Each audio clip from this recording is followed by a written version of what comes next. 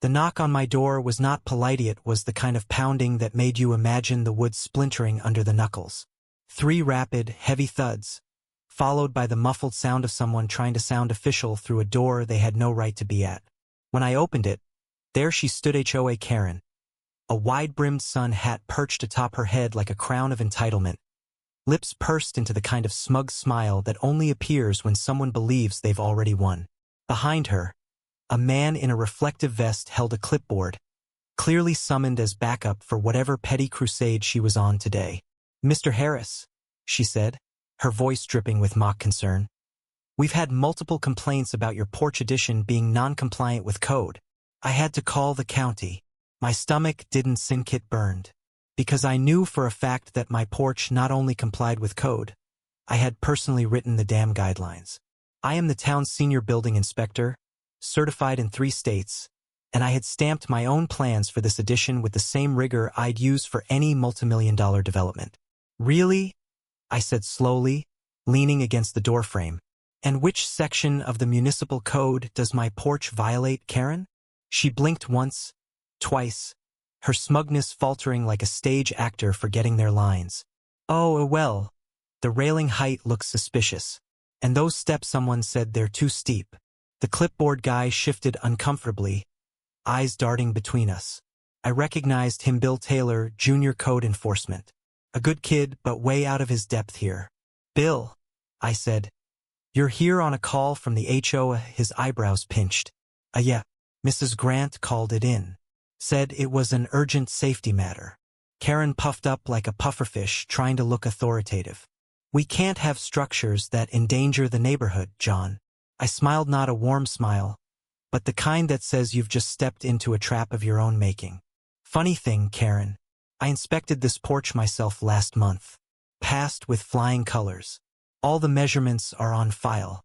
Want to see the signed compliance certificate?"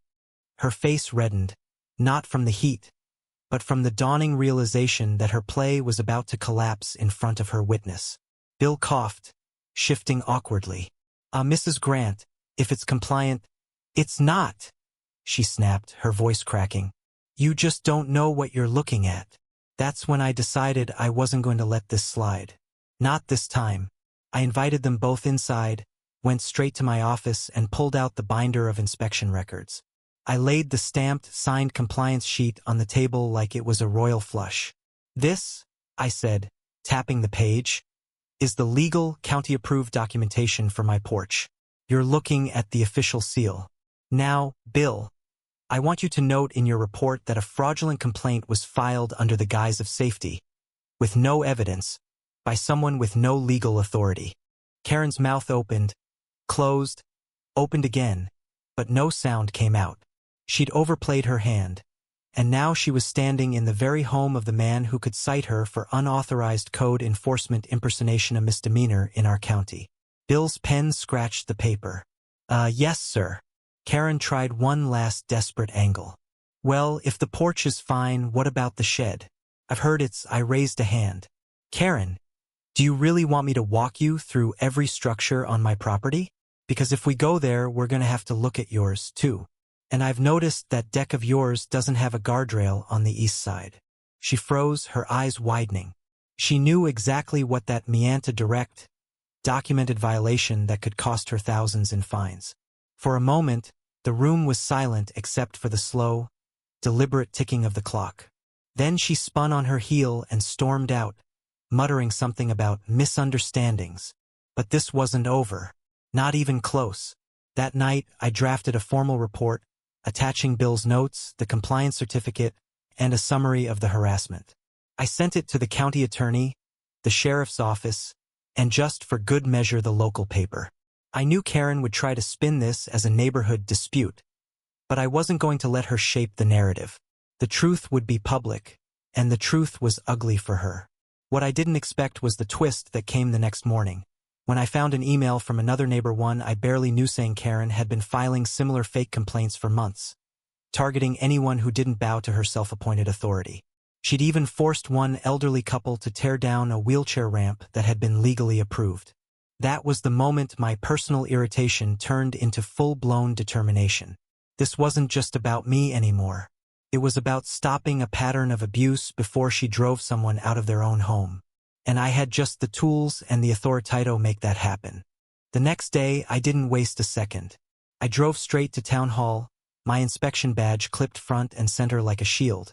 I didn't bother going to my office. I went straight to the records division, pulled every code enforcement complaint for our street from the past 2 years, and spread them across the big oak table in the conference room.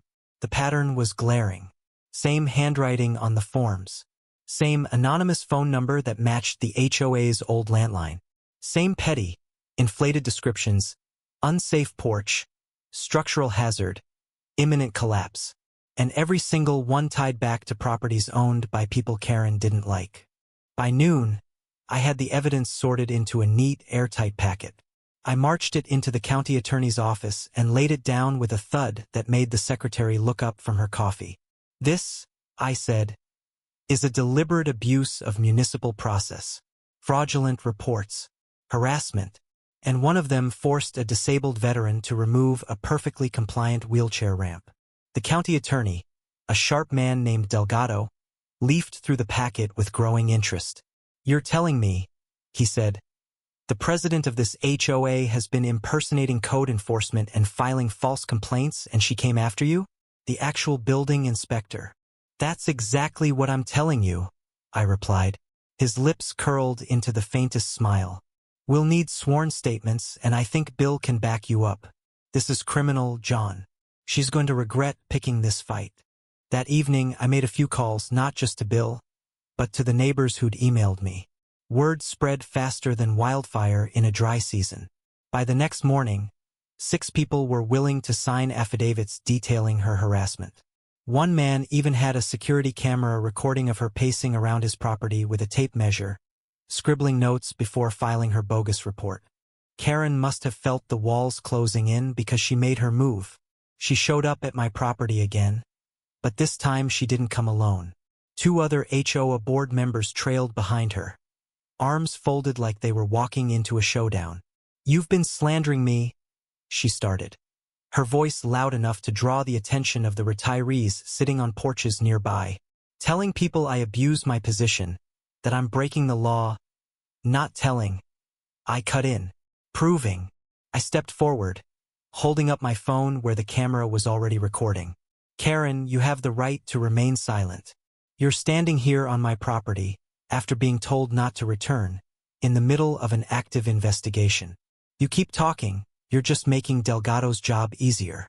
The shorter of the 2 board members spoke up. "Maybe we can come to an understanding." But Karen spun on him like a storm. "Don't you dare take his side. We have rules." That's when I hit her with it. "You're not a code officer. You're not authorized to enforce state building law. But you filed paperwork saying you were. That's impersonation of a public official, Karen. A misdemeanor that carries fines and possible jail time." Her smugness faltered, the reality creeping in around the edges. "And," I added, "you ordered the removal of an ADA-compliant wheelchair ramp. That's not just illegal, it's discriminatory under federal law. You want to explain that to the judge." She didn't answer. She couldn't.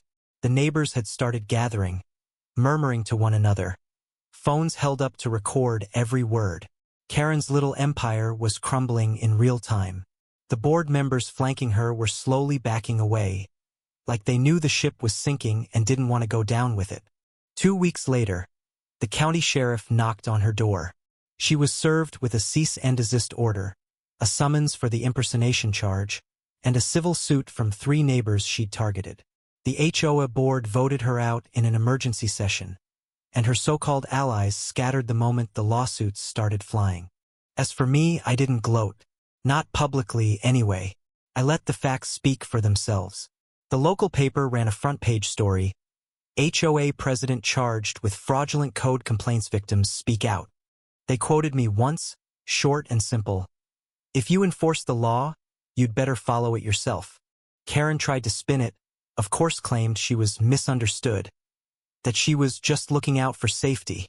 But the video of her pacing with that tape measure, plus the testimony of Bill and the neighbors, shredded whatever sympathy she thought she had left. The judge fined her, ordered her to pay restitution for the ramp removal, and barred her from holding any HOA leadership position for life. The porch she attacked? Still standing. Still perfect. And now, every time I sit out there with my coffee, I see neighbors wave, stop by, and talk openly about how much lighter the neighborhood feels without her reign of petty tyranny. I tell them the same thing. Bullies don't back down because you hope they will. They back down when you show them the line and make them answer for crossing it.